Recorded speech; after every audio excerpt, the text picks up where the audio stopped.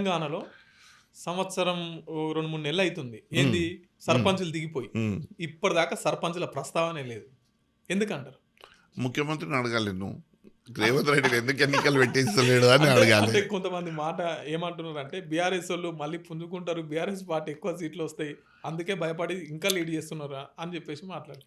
ఇవాళ అయిపోయింది, కాంగ్రెస్ పని అయిపోయింది. బీఆర్ఎస్ 3 పూలు 6 కాయలు. ఇవాళ బీఆర్ఎస్కి మళ్ళీ 20 ఏళ్ళ వరకు భవిష్యత్తు నిర్మాణం అయిపోయింది. ఇక రేవంత్ రెడ్డికి ఏంది అనంటే కాంగ్రెస్లో ఇవాళ సమయాన్ని కొద్దిగా లాక్కోవాలి. ఎందుకనంటే ఎన్నికలకు వచ్చేంత వరకు తీసుకొచ్చిన అనుకో, లాస్ట్ 2 ఇయర్స్ ఎన్నికల వాతావరణమే ఉంటుంది. ఇప్పుడు ఆయనకు ఏ పరీక్షను కూడా ఎదుర్కొంటలేడు. అంటే ఎన్నికల పరంగా ఏ పరీక్షను కూడా ఆయన ఎదుర్కొంటలేడు. ఎందుకు కారణం అంటే ఆయనకు తెలుసు మనం ఎక్కడ పోయినా డిపాజిట్లో గల్లత్ అయిపోతుంది.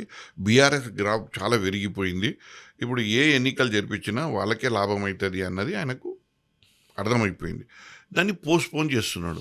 ఇవాళ మంత్రివర్గాన్ని కూడా పోస్ట్పోన్ చేస్తున్నాడు. ఎందుకు? వీళ్ళని ఇళ్ళనే పెట్టాలి.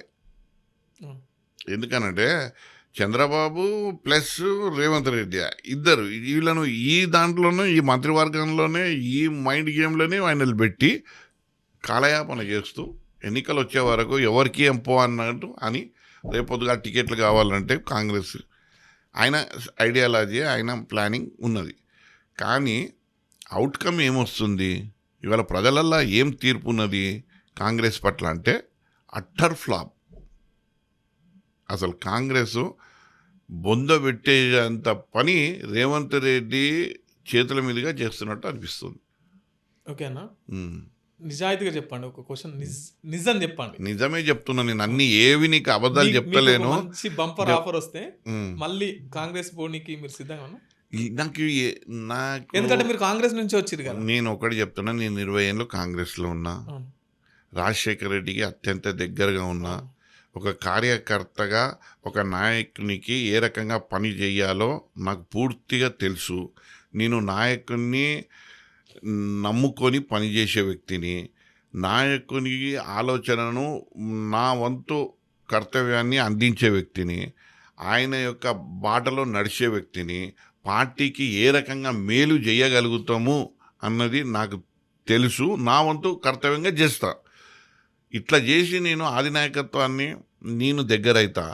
నాకు ఏ పార్టీని నమ్ముకున్నానో ఆ పార్టీని పూర్తి విశ్వాసంతో పనిచేసే ఒక వ్యక్తిత్వం ఉన్నవాడిని నేను.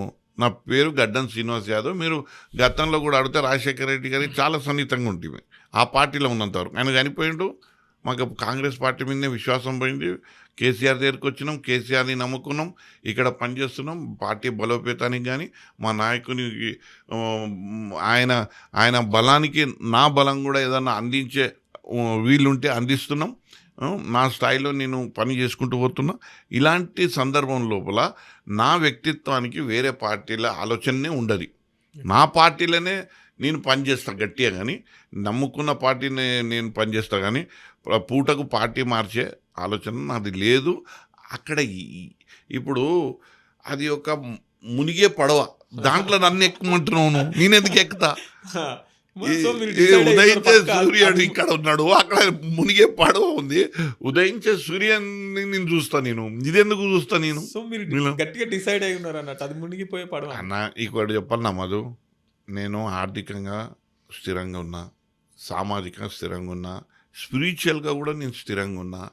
నాకు బ్యాలెన్స్ అవుట్ అయ్యే తత్వం నాది కాదు. నేను 18 సంవత్సరాల నుంచే నేను విద్యార్థి దశ నుంచి పైకి వచ్చిన, అంచెలంచెలుగా ఎదిగిన, ప్యారలల్గా ఇటు ఆర్థికంగా ఇటు రాజకీయంగా రెండింటిని సమతుల్యంగా ముందుకు తీసుకుపోయినటువంటి వ్యక్తిని. ఇవాళ భగవంతుడు అన్నీ ఇచ్చిండు. రాజకీయాలు నాకు ఒక హాబీ, సమాజానికి ఒక సేవ చేయాలి, నా ద్వారా 10 మందికి సేవను అందించి వాళ్ళ ముఖంలో నవ్వును చూడాలి అనే వ్యక్తిని నేను. ఎందుకంటే నేను మంచి గురువుల దగ్గర పనిచేసిన, పెద్ద వ్యక్తులు, అవన్నీ నాకు ఇమిడి ఉన్నాయి. ఆ పని చేసుకుంటూ పోతా. కానీ పూటకు ఒక పార్టీ నుంచి ఇంకో పార్టీకి ఏ ఎండకా గొడుగు పట్టేది మనకు లేదు. కష్టపడే తత్వం, కమిట్మెంట్ ఉన్న తత్వం, కమిట్మెంట్లో ఎంత సాధించగలుగుతాం అన్నది తెలిసిన వ్యక్తిని. సైన్స్ ప్రకారంగా కమిట్మెంట్ ఈజ్ పవర్. నేను ఆ కమిట్మెంట్ని నమ్ముకొని ఇటు వరకు వచ్చిన, అది వ్యాపారంలో కానీ అది రాజకీయంలో కానీ. ఇంకోటి ఈ రెండింటికి పైపెచ్చు నేను స్పిరిచువాలిటీలో బాగా నమ్ముతా. నేను అందు గురించి నాకు ఏదో వస్తుందని ఆశపడేది లేదు, ఏదో పోతుందని ఆందోళన చెందేది లేదు.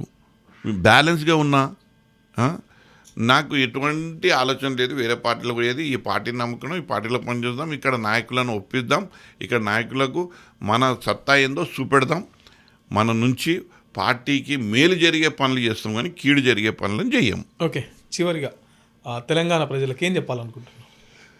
తెలంగాణ ప్రజలకు ఏం చెప్తాం, వాళ్ళు పాపం నమ్మి మోసపోయినరు. రేవంత్ రెడ్డి మంచి గుమ్రా చేసిండు, అందరినీ ఆగమాగం చేసి గోల్మాల్ చేసి ఓట్లు వేయించుకున్నాడు. ఆ తర్వాత ప్రజలు చూసిండ్రు. ఇక వాళ్ళకి ఇంకా నా మాట అవసరం లేదు. వాళ్ళకు బాగా వాళ్ళు ఏంది అని అంటే ప్రతి ఇంట్లో ఒక బరిగే అంటారు, ఆ బరిగేని తయారు చేసుకొని పెట్టుకున్నారు. ఓట్లు వచ్చినప్పుడు ఈపు వాయిస్తేందుకు రెడీగా ఉన్నారు. ఆ ఓట్లు రావాలే తప్పితే ఈ పొయ్యి బ్యాలెట్ పేపర్ బద్దలయ్యేటట్టు గుద్దిడే పని పెట్టుకున్నారు. ఇక బీఆర్ఎస్ను గెలిపిస్తారు, అధికారంలో తెస్తారు. కేసీఆర్ గారితో మళ్ళీ ఎట్లయితే గాడి తప్పిన తెలంగాణ ఏదైతే ఉందో దాన్ని మళ్ళీ మంచి ఒక దిశకు తీసుకొస్తారు, ఓ నిర్మాణం వైపు ముందుకు తీసుకెళ్తారు. ఓకే, ఇది థ్యాంక్ యూ అన్న, thank you so much thank you Madhu, మా కోసం కేటాయించినందుకు. సో చూసిరు కదండి, ఇది స్పెషల్ డిస్కషన్. చూస్తూనే ఉండండి BRK న్యూస్, ఇది తెలుగుడి సత్తా. Thank you.